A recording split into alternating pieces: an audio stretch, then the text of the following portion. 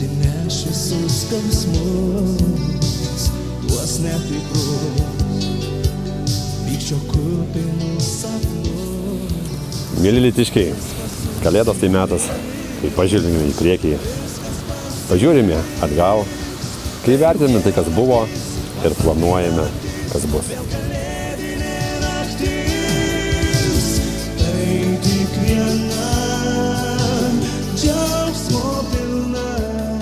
Daug visko įvyko per metus.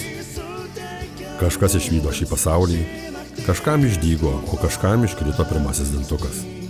Kažkas užvėrė darželio ir atvėrė mokyklos duris, baigė studijas, susirado pirmąjį darbą, sodino medžius, statė namus ar išėjo į užtarnautą poilsį.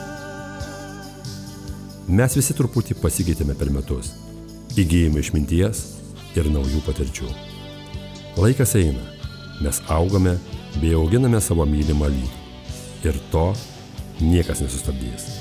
Telieka džiaugtis kiekviena mums duota diena, kai galime kurti mūsų ateitį kartu.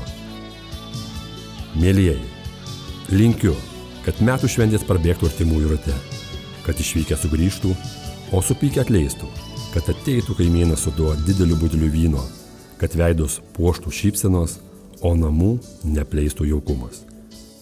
Kiekviena metai buvo skirtingi, tačiau mano palinkėjimas vienodas visiems.